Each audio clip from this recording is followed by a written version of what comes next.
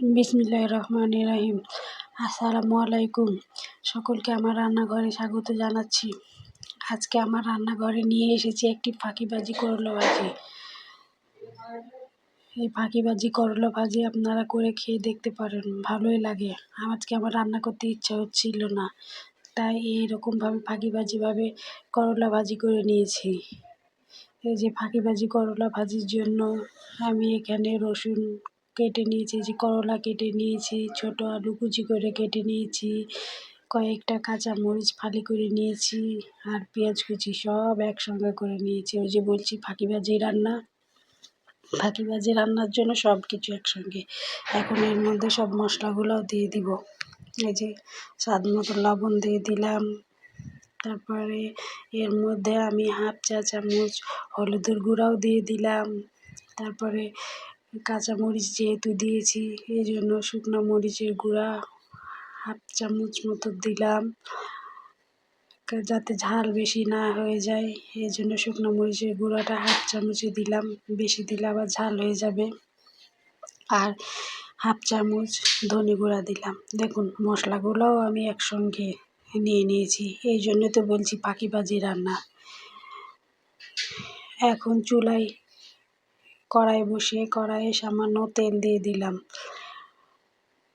এই যে তেল দিয়ে এখন এর মধ্যে আমি ফোড়নে দিব হচ্ছে কালো জিরা ফোড়ন দিয়ে, কালো জিরা যখন একটু সামান্য ভাজা ভাজা হবে, তখন ওই করলা সহ সব কিছু যে কেটে এক বাটিতে রেখেছিলাম সেটা ঢেলে দিব। এই যে ঢেলে দিলাম সব কিছু একসঙ্গে। এখন সুন্দরভাবে নাড়াচাড়া করে মশলার সঙ্গে সব কিছু মিশিয়ে নিচ্ছি। এইভাবে ফাঁকিবাজি করে রান্না করেছি, কিন্তু তারপর করলা ভাজিটা খুব টেস্টি হয়েছিল, আর আপনার কোনো তিতা ছিল না। এটাই আশ্চর্য হলাম যে এভাবে ফাঁকিবাজি করে রান্না করলাম, তারপরে এরকম। একটু নাড়াচাড়া করে যে ঢাকা দিয়ে দিলাম, কিছুক্ষণ পর ঢাকা উঠিয়ে আবার নাড়াচাড়া করে দিচ্ছি। বন্ধুরা, যারা আমার ভিডিও দেখেন তারা অবশ্যই একটা লাইক দিয়ে ভিডিও কন্টিনিউ করবেন। আপনাদের একটা মূল্যবান লাইক আমাদের জন্য অনেক উপকারে আসে, আর যারা এই কাজটি করেন তাদেরকে অসংখ্য ধন্যবাদ। এই যে সুন্দরভাবে আবার ওপর নিচ করে দিলাম, করে দিয়ে আবার ঢাকা দিয়ে দিব। আবার 10 মিনিট পর ঢাকা উঠিয়ে আবার সুন্দর করে নাড়াচাড়া করে দিচ্ছি। এই যে সুন্দরভাবে আবার ওপর নিচ করে দিচ্ছি।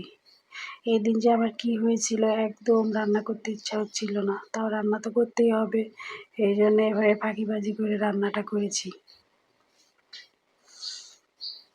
এই যে সুন্দরভাবে নাড়াচাড়া করে এই যে আমার ভাজি মোটামুটি কমপ্লিট। এখন উপর থেকে সামান্য জিরা গুঁড়া ছড়িয়ে দিলাম, এই হাফ চামচ মতো জিরা গুঁড়া দিয়ে দিলাম। দিয়ে এখন আবার একটু নাড়াচাড়া করে দিচ্ছি।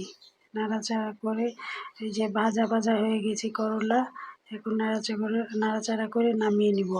বন্ধুরা, আপনারা এভাবে ফাঁকিবাজি করলা ভাজি করে দেখতে পারেন, খেতে কিন্তু দারুণ লাগে। ধন্যবাদ বন্ধুরা।